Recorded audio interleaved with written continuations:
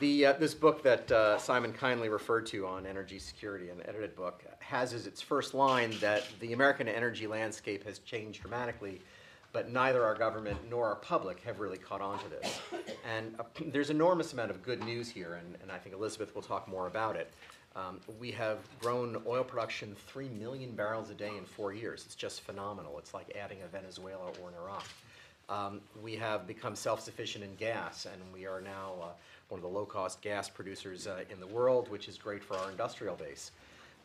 And we are on the verge of having surpluses of oil, largely because of this production phenomenon, but also some important government policy. We have fuel efficiency standards, and we've added biofuels to the mix so that we use less oil than we did, and that enables us to have exportable surpluses. And this is all economically fantastic, and it gives us physical security, because between Canada and Mexico and our own production, we will not want for physical barrels of oil. And 20 years ago, we might have been able to access what we need. But the real risk to the US economy, our real energy insecurity, has always been price shocks. It's always been a disruption which drives the price up rapidly, more rapidly than you can change out your car or get a new job or have technology catch up, which shocks the economy and sends us into a recession. It's happened over and over and over again, not just us, but the rest of the world. And we still don't have an insurance policy that we can buy by ourselves for that energy insecurity. Our security has come in the diversity of global supply and the ability to have surplus capacity. And so this narrative of abundance that has taken place because of our technological success is highly exaggerated, unfortunately, in my view. Because while we have this great success, the global oil market is, in 2012, was 89 million barrels a day. We might get to producing 9 million barrels a day. It's really good. It's not going to rock the rest of the world. And so in a market that big, we have to worry about whether there is a cushion. And when you look at spare capacity, the amount of oil to be able to be brought on the market, it's really quite thin. I think some people counted it 2 or 3 million barrels a day in an 89 million barrel a day market. So from my point of view, the oil market is really quite tight. And we are living in a world where we have seen successive disruptions of supply, almost 3 million barrels a day, almost equivalent to what we've produced. So Libya has come offline. Iran, thanks to our sanctions, has significantly come offline. But then you take a slice from Iraq's disruptions and Nigeria's disruptions and Sudan's disruptions, and there's a lot of oil off the market. And so the fact that we have had this production is fantastic because we have not felt the pain at the pump. But the reality is we are only another disruption away from a potential price shock. And so I think we need to keep that in mind. And when you look at the future, and these are terrific graphs, you see that most projections show that to 2040, we expect that the world is going to use a little less oil, but from 89 million barrels a day to use about 101 million barrels a day. So we've got to produce another 2.5 Saudi Arabias, not culturally, but just in terms of volume. But that's an enormous amount of oil, and fields decline over time. So, so what do you have to worry about? Well, I think when you look at the world going out, you have to worry about where this oil is going to come from. And this other terrific slide that you've got shows that of that 20 million barrels a day, 10 million barrels a day is supposed to come out of the Middle East. I just don't see it. And to skip around the world, as Simon asked me to, you have to say, first, what about self-help? Are we really going to be able to produce more? And there are questions here in the U.S. we can talk about seismicity, about whether we're going to allow oil to be exported to provide a price incentive for production. So the U.S. supply line is not so clear. Saudi Arabia's stability and desire to invest more is not so clear. And in fact, none of the OPEC countries except for Saudi Arabia have done much investing at all. So where will the future supply come from? Well, it's supposed to come from Saudi Arabia, Iran, Iraq, Russia, Brazil, and Canada. Well, people are worried about Canadian supply, the oil sands. They're highly intensive in terms of GHG. We're not sure whether we want to let them come through the United States or to the United States. So that's a little bit in question. Brazil has underperformed because it has a very aggressive framework where it wants to control all of the operations. Russia's future was supposed to come from eastern Siberia and the Barents Sea. Well, the way things are going, Most of that technology originates in the US, and if Russia keeps going the way it's going now, you're going to see sanctions on US technology in all likelihood. There might be an oil embargo, but we're certainly not going to license the kind of technology that you would need to build an LNG plant, to do tight oil development, or maybe even to drill in the Barents. See, there's at least a question mark on what Russia's going to produce over the long term. Europe is already significantly in decline. Kazakhstan is supposed to have great supply coming on next year. This has been the story the last 5 years. It will come online eventually, but there are serious complications there. And you're talking about a lot of undiscovered oil. Will there be, more oil discovered in tight oil in China? Are they capable of producing some? And so where the oil will come from, I think, is a significant risk, and all the expectations about where in the world it will come from, I think, are subject to some question. The other challenge you have is that all of the oil we're talking about outside the Middle East is really expensive oil. So if you think, will we produce in the Arctic, will we produce in the ultra-deep water offshore of East Africa, will we produce unconventionals in places other than the United States, that's all pretty expensive oil. And as long as OPEC doesn't invest and there's market demand, you can justify a high price for oil, and you can justify that investment. If that policy changes and the price drops down to $75 or $70 because they decide to invest, what's the first oil to go off the market? Well, Canada probably goes off first. One level of unconventionals goes off second. Ultra-deep water goes off third. That's our self-help. So we are still in a world where we have to care about how much the Middle East invests, how much OPEC invests, how much they produce, how much they reserve in spare capacity, because that's going to determine whether the price signal is there for us to help ourselves. So that's a big risk that we've got to worry about. And so while I would love to live in a world where the Middle East and Saudi Arabia didn't matter anymore, the reality is out to 2040, absent some significantly unforeseen technological development, either we have cars that will drive on something other than a fuel based on oil, or demand changes considerably, we're looking at a world where the Middle East matters because that's where a significant amount of spare capacity is, because it produces an enormous amount of oil, which if it disappears from the global economy will rock the rest of the market, because if it is withheld by intention from Iran or by disruption in a place like Saudi Arabia, we still have to contend with the price effects, and we still have to worry about how they will impact the market deliberately and by policy. And so in a sort of a bank shot kind of way, it explains why there's so much intense scrutiny right now about US policy, and particularly about export policy. Will we export LNG? Will we export oil? And it matters for a couple of reasons. One is that our security for 40 years has come from going to other countries saying, you need to produce every barrel that you can, you need to not restrict it, you need to put it on the open market so we have a liquid, deep market so everybody can get what they need. Now that we've got it, not so sure that's a good idea. So we have that consistency problem. We also have the price signal problem, which is if you lock that oil in, eventually the price will be depressed, which is nice, I guess, if you're a refiner and you're keeping all of the profit from those low prices, but you all haven't seen any relief at the pump because we've been producing all this oil. The refiners are making money. You're not getting lower gasoline prices, and you won't, because gasoline is priced globally. And so, but at some point the producers are going to say, if the refiners are only going to give me $60 a barrel, I'm not going to invest. And all of those jobs and production and all that stuff will pop that security cushion, will kill the golden goose. And so you need that potentiality of exports, of that price signal, to sustain production over time, not to mention that we're negotiating 2 major trade agreements around the world. And the whole idea that if you have it in surplus, you ought to export it, is the core of American foreign policy and security for 40 years. So it's a little hypocritical, but it's also important because we want a competitive oil market. We want a competitive gas market. We want to be able to help our allies when they need help. We would love to be able, I would say, putting a foreign policy hat on, to say to the Chinese or the Japanese or the Koreans, we don't want you to buy Iranian oil, but you're welcome to buy here. We're not going to give you a discount, but the fact is, WTI is priced, $15 less than Brent prices. So maybe you'd want to buy here, or maybe you could look to a long-term relationship where you could come to rely on U.S. suppliers. So this is why the issue is so hot, and this is why it's so frustrating to some extent that we're in this world of policy paralysis.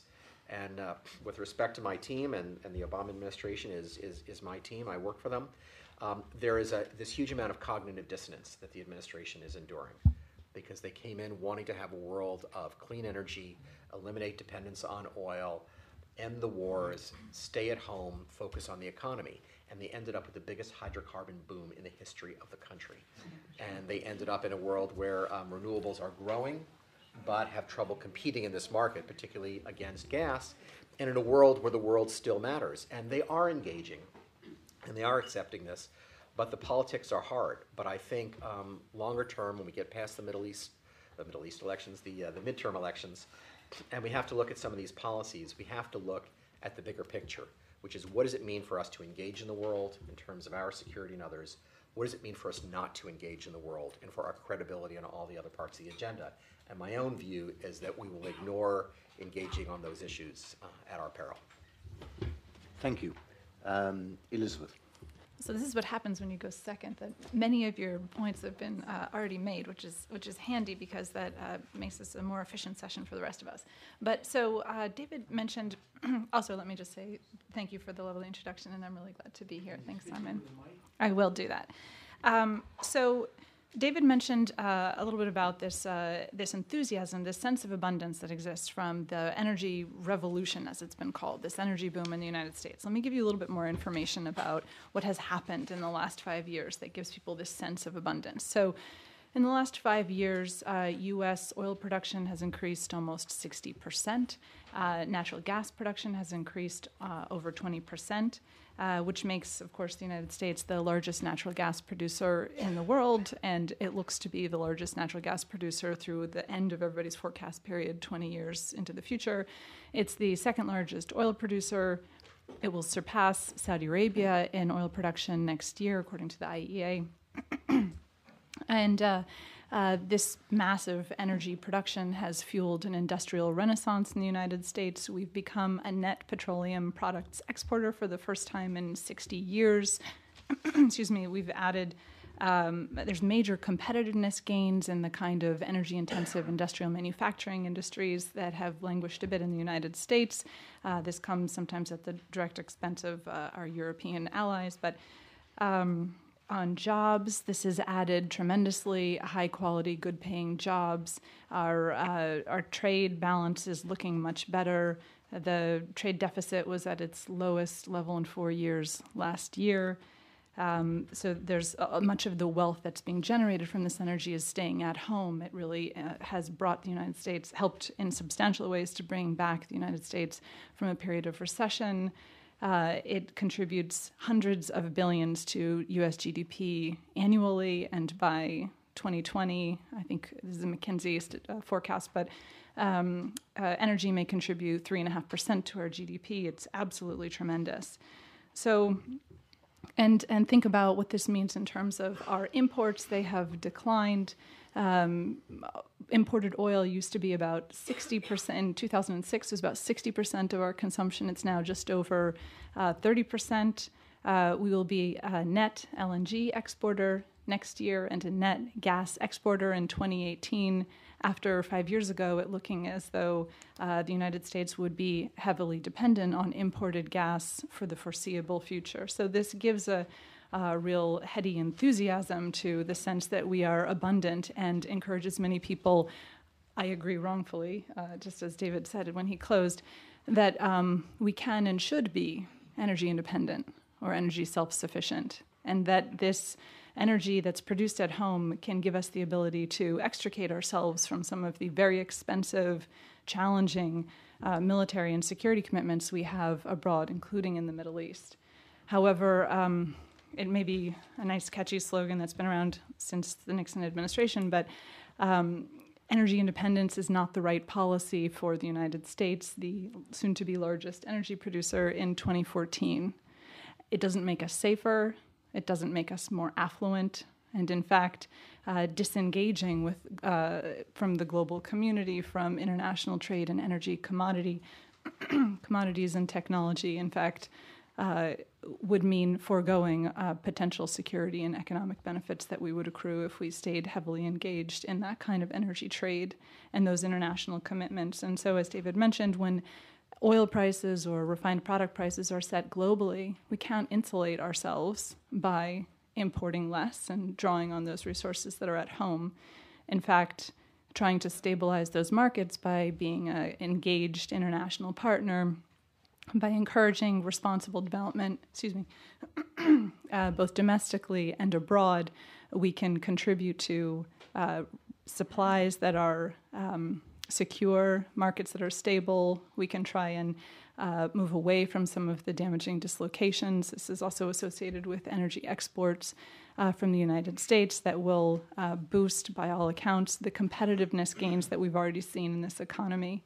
A strong economy is an excellent position to be in when thinking about foreign policy leadership and a strong national security policy. So though there's great enthusiasm and interest in this narrative of energy independence and self-sufficiency, it doesn't do us a lot of favors when it comes to trying to promote a safe United States when it comes to energy markets and protecting the global commons. So perhaps I'll stop there because we've already now. Right. Well, let me follow on from some of your remarks, and I want to ask David first. Yours was a very oil-centric exposition. How does it play alongside other fuels like nuclear, coal, and you also sort of made the assumption that we'll be driving cars based on gasoline for the foreseeable future. Is there not likely to be a breakthrough on electric cars? And what about those non-oil fuels, which at the moment are additives, or the ethanols and the methanols of this world? Is this technology which doesn't work sufficiently or will never work sufficiently? Well, let me take a couple of those. I would say first, in terms of fuels, I think there's been great progress in hybrid technology and some in electric cars, but there are an awful lot of cars in the world, and automobile demand, particularly in developing Asia, is huge. So the market share of those cars, in fact, just the number of those cars produced, is still relatively small compared to the total fleet. So I think there will be some progress. I don't know which will succeed. I think the head of Toyota thinks hybrid technology is much more likely to make progress than electric cars per se. But I think the future is uncertain, and the big obstacle there is battery technology. It's developing batteries that have they both tolerate extreme weather, that can hold a charge for a long time, and it's the same issue for renewables. You solve the battery problem, then you've got renewable energy for a long time for electricity and transportation. But until you have that, and that day doesn't seem to be here yet, I think the share of those alternate kinds of engines will not be large enough to put a significant dent in the oil supply. Gas is another potential fuel, CNG, and in places where you have centralized facilities, then you'll have a growing number of CNG taxis and buses and fleets, and maybe LNG trucks and LNG trains, and even LNG bunkers. Sort of ships that that run on LNG rather than oil. But all the projections, IEA, EIA, Exxon, BP, all factor in significant growth in each of those areas, but there's just an enormous amount of transportation modalities out there, and this is not a big enough share. So it could move faster, but even at a rapid clip, you're still talking about an enormous amount of oil demand. On the additives front, the real potential breakthrough is what they call second-generation biofuels. That not made from corn, but made from agricultural waste. And the science there is basically finding out a way to break down sugars in a way that will make fuel on a very large scale. And we haven't done that yet. We can make sugarcane ethanol, we can make corn ethanol, which is environmentally neutral, if not negative, but it's hard to scale that up. And other things like algae haven't taken off yet. So the science is there, and the government invests a huge amount in trying to solve that problem, but we haven't solved that problem yet. So that's why I say you take all of those together and you put a decent bet on progress out to 2040, but you're still not making a significant dent in oil. Now in electricity, which uses a small amount of oil, and certainly here in the US in some places, gas, coal, and nuclear, the real shift in the globe and the real climate question is which fuel will win. And nuclear is expensive, and not every country is competent to have it. And it takes about 15 years to build a big plant. Small modular plants may come to be commercially scalable, not there yet. So it's coal versus gas. And, or in some places, gas versus oil. So the climate hope is that you back out coal with gas. And it works here, basically without government policy, because gas is $3 or $4 an MMBTU. But it's 12 in Europe, it's 18 in Asia, and coal is cheap, which is why Germany has a great deal of wind energy and increasing coal consumption, and gas is out the window because gas can't compete. And so I think the big worry for the future is that the fuels that you will see grow, and you may have it here, is that coal stays big. So I think the foreign policy challenge, the climate challenge, the energy challenge is how do you beat coal? And you can beat coal with cheaper gas, which means you either got to grow it yourself if you're a country, or you've got to import it from someone else, but at a price that maybe is cheaper than coal, or at least with a carbon price is a shade in the ballpark of coal. And we're not there yet, but that's why growing shale gas overseas is a good idea. That's why LNG exports with our cheap gas is a good idea. The more you create a competitive market for gas, the more of a shot you got at that. But absent major policy change, purely on a cost basis, coal looks like a big winner. Thank you. Elizabeth, the question I wanted to ask you refers to the week's news, which was this climate change report of a couple of days ago, when the news is bad, the weather is terrible and getting worse, and the president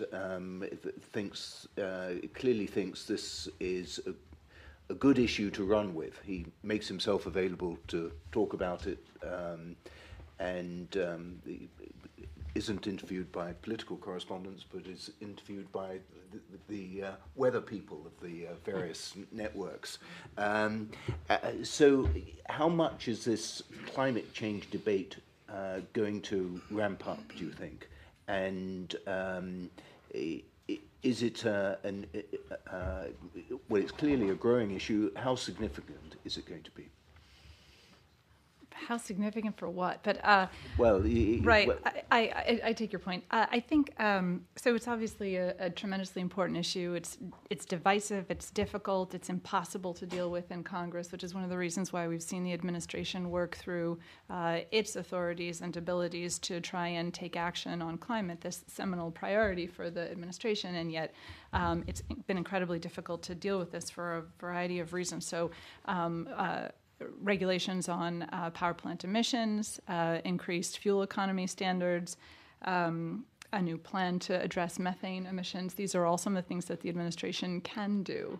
Pricing carbon, trying to address that, this economic externality is something beyond the political capacity of this administration in this context and at this time. And as we've seen in the Keystone debate, which has of course become, though a pipeline, an 800,000 barrel per day pipeline, one of 70 that would cross the U.S.-Canadian border, has become a proxy conversation for U.S. use of hydrocarbon fuels and our policy on climate change.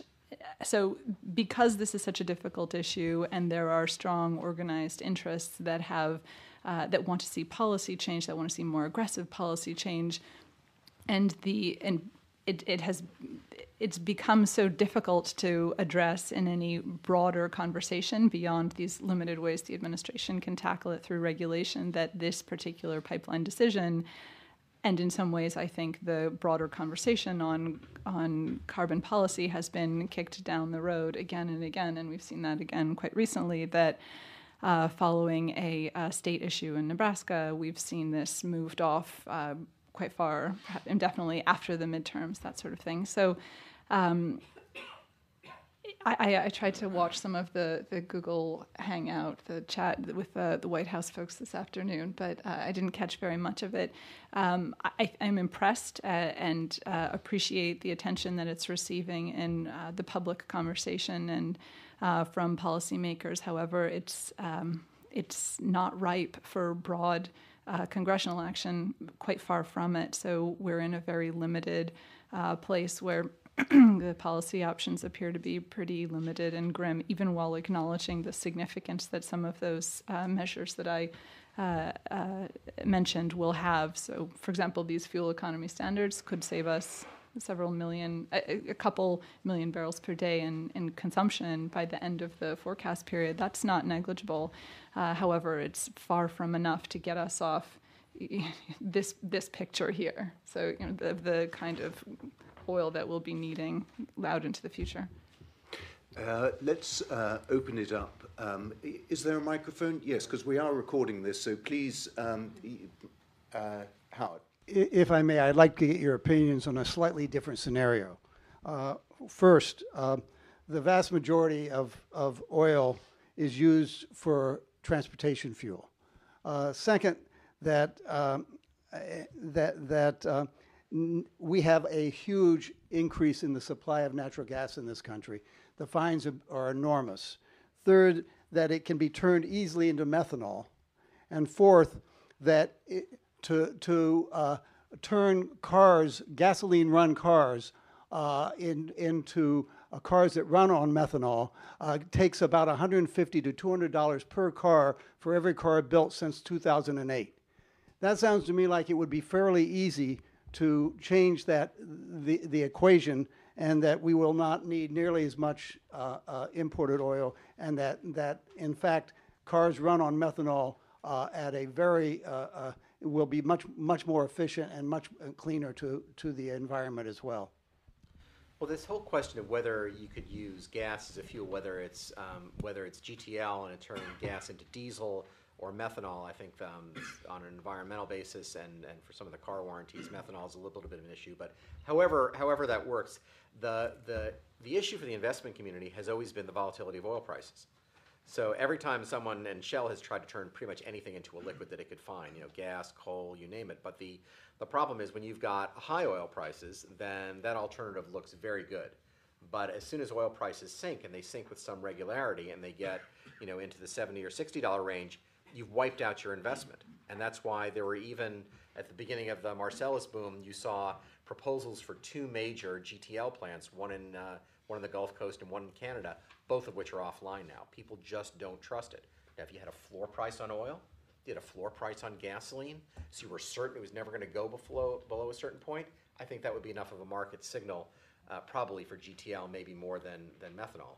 But I think that volatility has been a big issue. You also need to cap gas prices, natural gas prices. Have told me that it costs no more than $150 to $200 to convert every car in the country that has been built since 2008 to run on methanol. I don't know if you can do that without violating the warranty, but it may be possible. A lot of people comment on methanol. Elizabeth, did you? No, but I just want to respond to a couple of other things you mentioned. So we should also take into account you can't force everyone to go and spend $150 to $200, even if we assume that's correct. And then unless, goodness, imagine such a policy. But but think then again about the vehicle fleet turnover rate, which is not. Where are we at now? It's not. It would take quite a long time to achieve that full fleet turnover. This is a couple. Where are we? Do you remember the number? I can't remember. I'll tell you if it comes back to me. So that's one consideration. So even at a low cost, it will still take time for that to occur throughout the economy. And you also mentioned it will allow us to to get off imported oil. So again, even if we wind up in a scenario through for various factors that has more cars in the United States run on, they're hybrid, they're electric, they run on gas, et cetera, natural gas. There's still the oil link, the gasoline price link to those prices set internationally, and so we'll be stuck with the situation David was discussing, where we're subject to that kind of the volatility in that market and the price competitiveness between the various fuels for as long as we have any vehicles that rely on gasoline.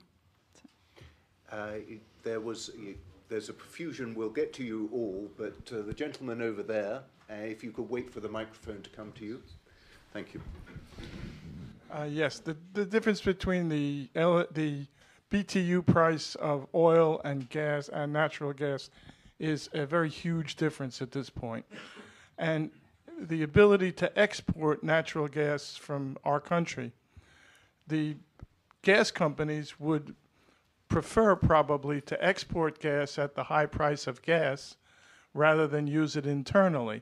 So how do you think the pricing of natural gas will be affected by the ability to export it at a much higher price? And the other side is the availability of natural gas. No matter how much we have, if they export it, we're not going to have it.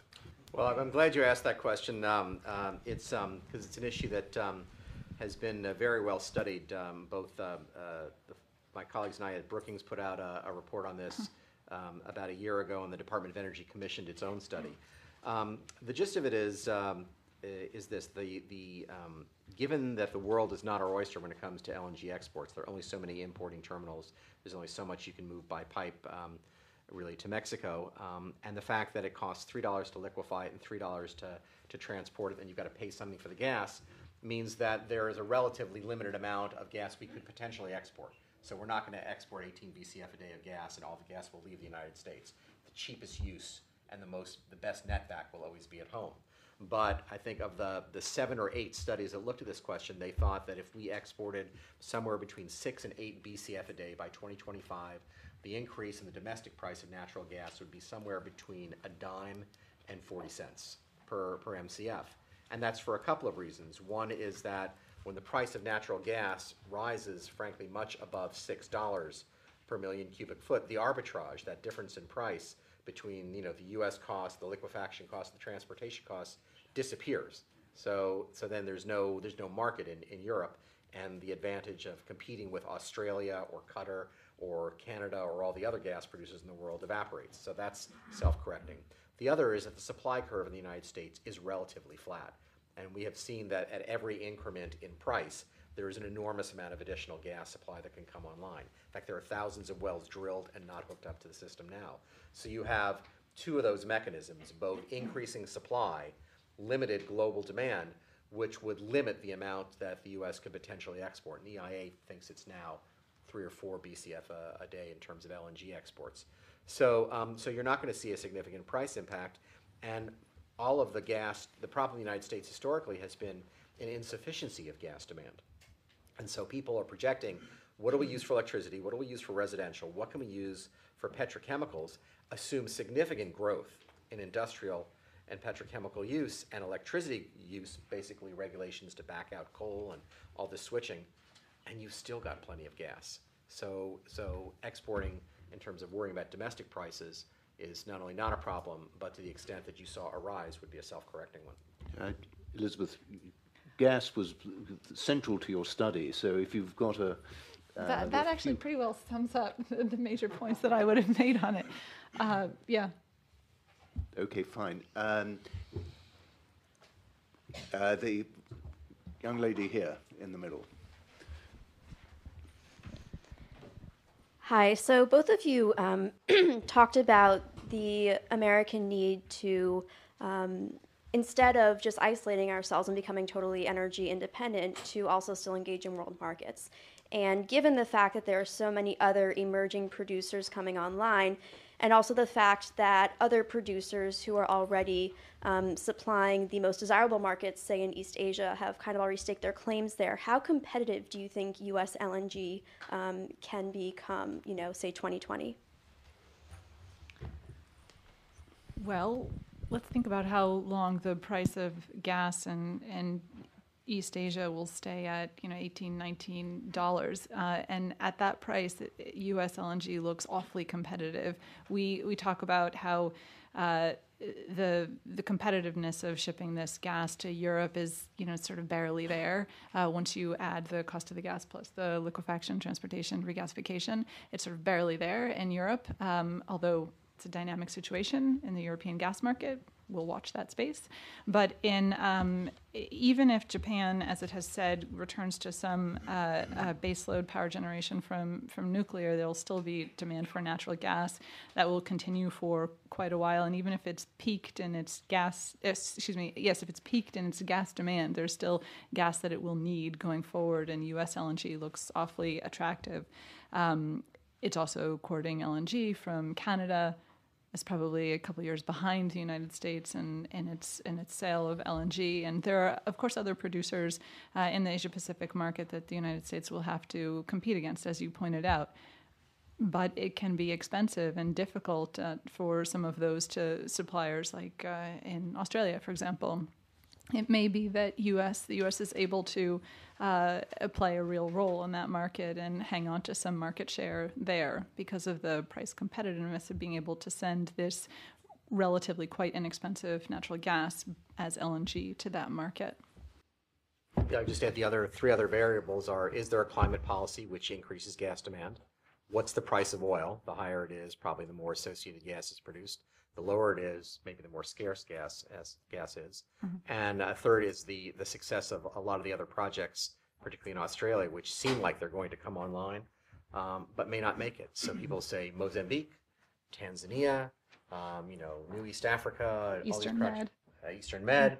You could take any one of those, and I could give you 5 reasons why they could easily come online 3 to 5 years later, if in some cases, maybe at all. So. Yes, and the lady next door. Sorry, forgive me for it's all right. I'm not using names because I can't see your names from this point. All right, my name is Eileen. Good. So this is a follow-up because you were talking about policy changes that would promote the use of gas over coal, which you said was our best hope in the near term for climate change. So what policy changes are you talking about and in what countries? So in this country, it will be the success of the president's new rule on coal plants. I think that'll drive in the U.S. Basically, if he's able to impose equal rules on new plants and existing plants, I think you're going to move a lot of coal out and gas. But in places like developing Asia, it'll be whether there is a shadow price on carbon or a real price on carbon. And so you can get that in a number of ways. You can regulate emissions in those countries. You can actually have a carbon price. You can have a cap on the amount of coal plants you can build. You could subsidize the development of natural gas, or you could otherwise incentivize the use of natural gas fuel vehicles. And the Chinese, bless their hearts, can pretty much dictate any policy they want. They sort of with the stroke of a pen said, in Beijing, all public buses will be natural gas fired, and now they are. So there are a lot of different policies that can get you there, but essentially you have to make coal more expensive or limited to use, and you have to incentivize gas. The other kind of policy I think that you could see in Europe, and that you might see in parts of Asia, are policies which incentivize the production of indigenous gas. And here, shale gases is more controversial overseas than it is here, and it's pretty controversial here. But government policies that give people security on drilling, casing, water safety, and emissions, and provide some money to the landowner, which we have here, but they don't have any place else in the world, might encourage more production of gas. You produce more, and it's less expensive than imported LNG or piped gas, oil-linked gas from Russia. Then it's more competitive on a market basis. You use more gas, you use less coal. suppose we could ban coal exports, which I know Senator Wyden would like to do, but that would be a harder policy to sell. What's stopping those policies? You know, you've listed a whole bunch of policies that would move things in the right direction. What's stopping those policies? Money. It's the same. It's the same thing that it is here. It's not money in the sense of sort of evil money that's dictating things. It's the cost of adjustment. It's the cost to each individual of having that policy change their electricity prices, or their power prices, or their choices. And so, in some, and that's the hard sell here. You poll people on whether they would like renewable energy. You say yes. You ask them if they'd like the 11 cents a kilowatt instead of the 8 cents a kilowatt producer, and they're going to pick that 8 cent a kilowatt producer, generator almost every time. And it's sort of what is the cost of adjustment? Who bears the cost of adjustment? And politically, can you sell the fact that we ought to pay more for energy in order to have a climate benefit? And the pain seems like it's distant. The cost is immediate. The detriment is abstract. But the weekly budget is concrete, and so it's a tough sell everywhere. Europe has done a good job on putting in a system, but unfortunately, it's a system that has been not designed very well. So they're ending up with higher emissions growth, whereas we have no policy in place, and purely by dint of cheap gas, we're ending up with lower emissions. But with prices, it could all change. So the politics are hard, and you have to figure out how to tell the person who they're going to pay more why they're going to do it. My own favorite solution, you didn't ask, but I'm happy to give it to you, is a revenue-neutral carbon tax, which is you put a carbon tax on that, and you take the money that you're going to get from a carbon tax, and you recycle that into a payroll tax deduction. So the government's not making any more money. It's not a big pot of money that someone's going to fight over and spend. You help. It's a progressive tax, not a regressive tax. And so you make carbon more expensive, and you give everybody more money to deal with it. So I think that's all right for a participatory democracy and how we should think about these policy challenges here. And when you think about developing Asia, for example, in a different kind of economy, then the calculation is also economic, but it's not as much, I think, a consideration of the individual budget and the individual family, but rather how much do you want to exchange your projected economic growth, your GDP, in order to assume some of the costs of making these switches, the transaction costs, and moving over to different fuels, and then all of the infrastructure that it will take to make that shift in the power sector and the transport fuel sector, et cetera. Jonathan, are you still wait for the microphone to come? And it's your turn. Well, just while the microphone's on its way, I note the United States was noticeably missing from this graph. I was just curious about that, but that's just an aside. My question, one of my questions has to do with a comment that was made about not wanting to disrupt the trade of oil and what have you, and at least that's what I gathered from what you were saying. But it seems to me that when we're buying oil from countries who are our enemies, from countries that support terrorism, that we're only helping to feed that terrorism. And why don't we stop that nonsense and keep what we have here, use our own resources to spend on our own production?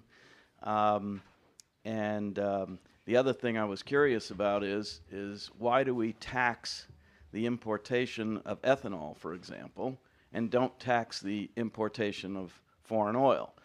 If we're honestly, as a government, interested in getting off of dependence on foreign oil, which has been the case for many, many years, as I understand it, the policy of this country, why are we doing what we can to thwart that? Elizabeth, why don't you start Yeah, off so on that? I am aware that for decades there has been an express policy of getting off dependence on foreign oil, from alleviating our dependence on dangerous and unstable suppliers, and you also point out there's a true discomfort in paying for oil from countries who have illicit, immoral practices we don't agree with. However, getting off that oil doesn't necessarily stop them from continuing with support for terrorism or human rights violations. We also don't do ourselves any favors by it doesn't insulate our economy from its vulnerability to price disruptions, price spikes or modulations that may occur in that economy. What will help us is greater efficiency, using less oil, which then also has the effect of giving less money to perhaps to producers we may not want to pay for oil, but that then we have what we need. We don't have to absorb the costs of painful costs of not consuming oil that we need, that we rely on. So I think the right focus is not getting off our dependence on foreign oil, rather it's getting off our dependence on oil. I think it's probably also worth pointing out, well, first, this is the decline in conventional, and this is the growth in light tight oil. So we're in here. That's the growth in U.S. oil here on the bottom part. It's just not broken out by country. See, so they're showing is that conventional oil is declining and unconventional oil is increasing. So that's where we are. The other reality, I think, is that we're no longer importing light oil from pretty much anyone. We're close to backing that out completely.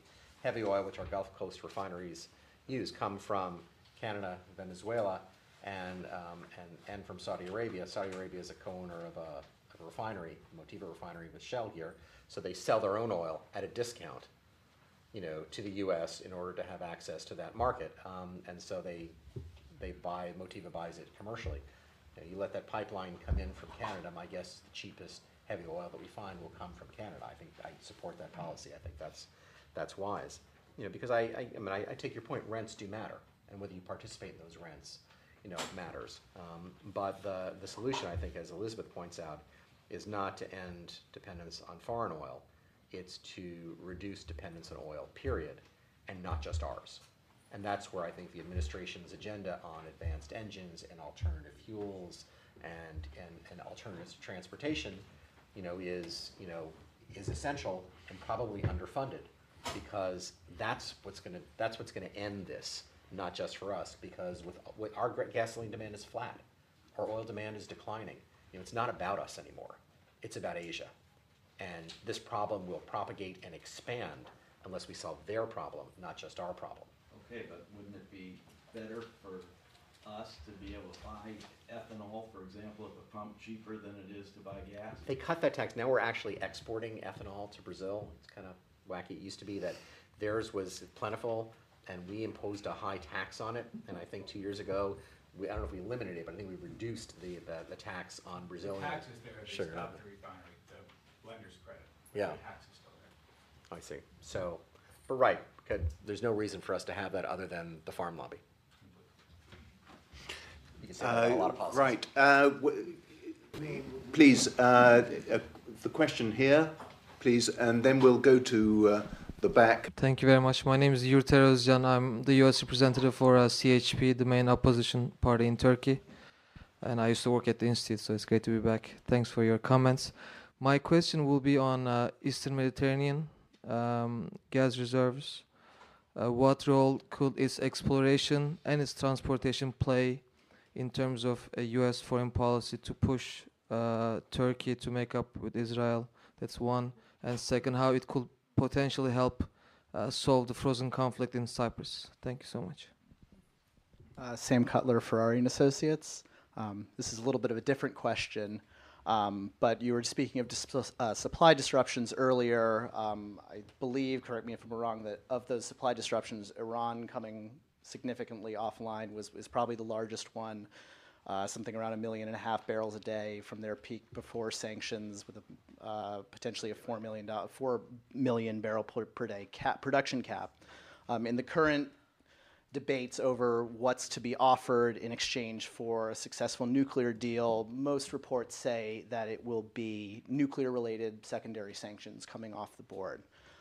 That does not seem to include the Iran Sanctions Act, which predates the nuclear issue escalating.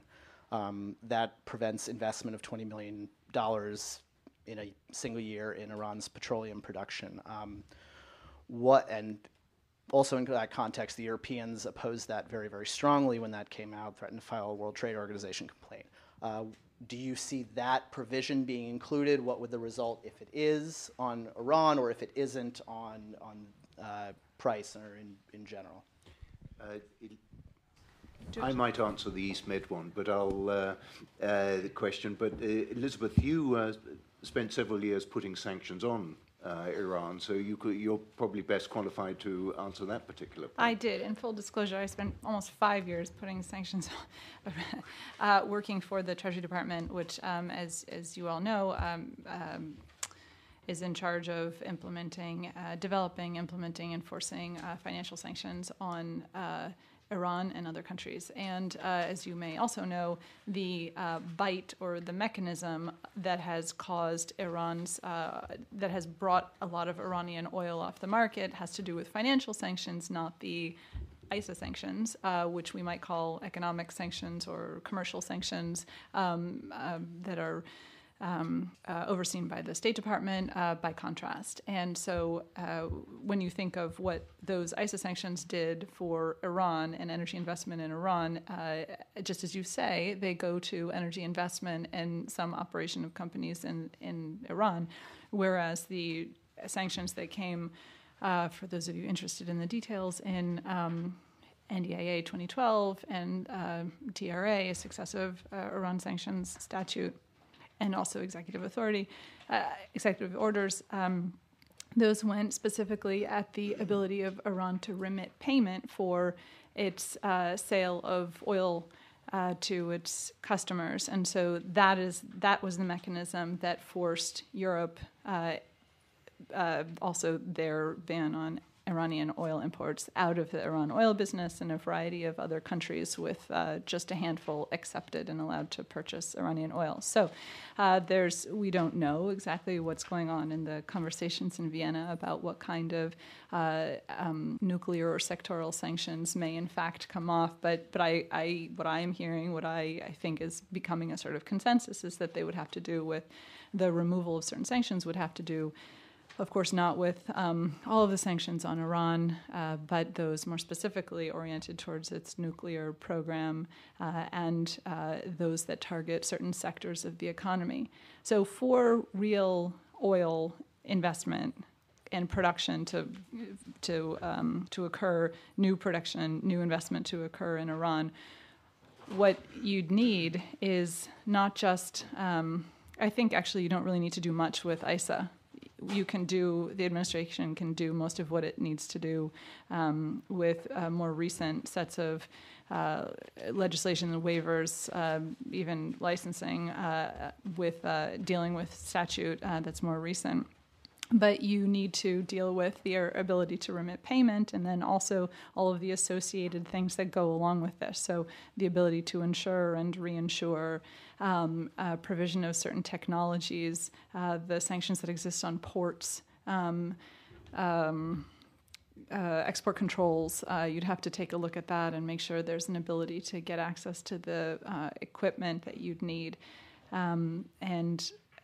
Also, it may be difficult to navigate this scene in the future, given that a variety of sanctions in the U.S.-Iran sanctions program on banks, for example, have been put in place under terrorism authorities, so they wouldn't go away, which may mean that on the Iranian side, they could struggle to find letters of credit and financial institutions willing to back their side of any deal, partnership, going forward, even assuming a best case scenario for lifting or removal of certain Iran sanctions. So I think it will be, even in a best case scenario, limited sanctions relief for Iran when it comes to its ability to develop its energy sector and begin to produce a lot more. It will be very tough going.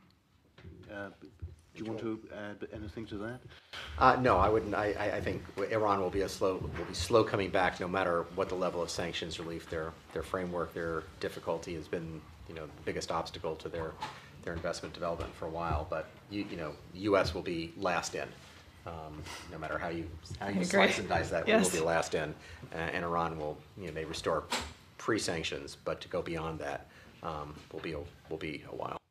On the East Med question, the basic story is there's natural gas off Gaza, there's natural gas off Israel, and there's natural gas off Cyprus. It's large amounts in terms of Gaza, Israel, and Cyprus, but in the global picture, it's very small. So it's a very regional story. The news this week that the Israeli companies are considering putting gas through to an Egyptian LNG plant isn't particularly good news for Turkish companies which want to buy Israeli gas. But the Israeli-Turkish relationship is a major political risk impediment unless something gets better. On Cyprus, to my mind, the dispute between the Turkish community and the Greek community in Cyprus actually makes Israel-Palestine relatively easy to sort out. And so I'm not holding my breath on any developments there, and I tend to think if there's any breakthrough, it's not going to be energy related. Yeah. I would just on Eastern Med. I mean, one, debate in Israel whether they want to tie themselves to any one country by pipe or whether they would rather access the global market through LNG. Second, the Israeli government will not make that determination. That it will be the project developers, if they're able to access financing to have that kind of a development, which will make the decision about what kind of development they want and who they want to sell it to. And the history of folks who are relying on the Turkish market as the primary point of sale is that you pay an enormous discount for going through Turkey. And these areas, I think, will attest to that. So I'm not so sure that the developers would have that as their first choice, but then it all depends on price. Yeah, energy security is defined in a multitude of ways, but one way of defining it is lots of options. Right, we're just getting... one comment, if I may, on that energy security in the Eastern Med. I was talking to one of the leading politicians in the state of Israel about how they would protect the drilling and the pipelines under the Mediterranean. They said, well, we've developed some very sophisticated submarine drones. They should share them with Nigeria. They'll be on duty 24 hours a day. There's a question at the very back, please. Hi, as for our energy policy, or our policy in the Middle East, energy has always been a driver of that policy, especially with oil.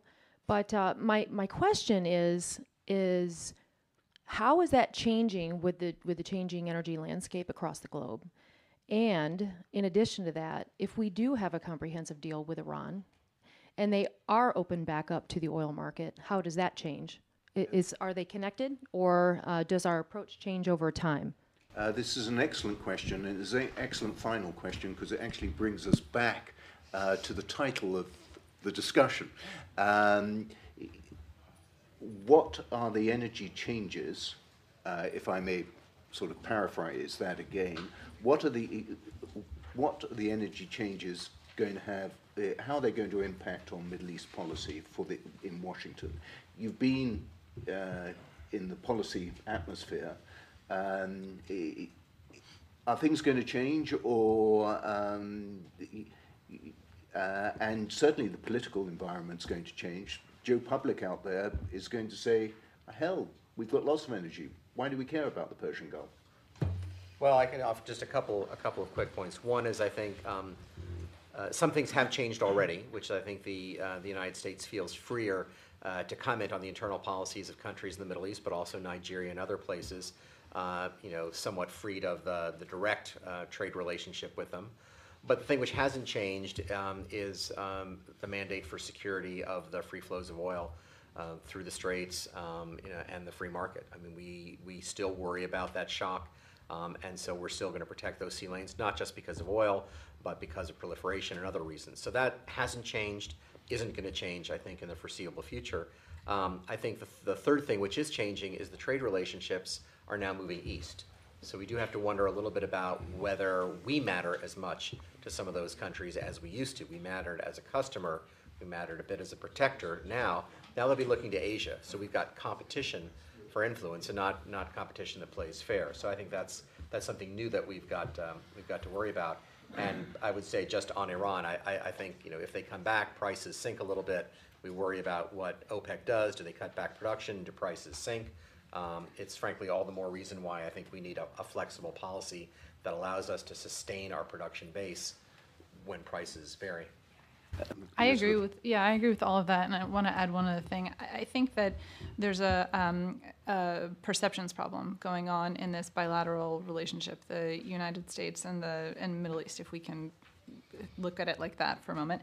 And this has to do with the narrative of energy independence. So I think we have tried to make the point that though there is a lot of enthusiasm about this abundance and a real interest in trying to get off, to try and become energy self-sufficient as much as possible, there are some economic and security disadvantages to doing so.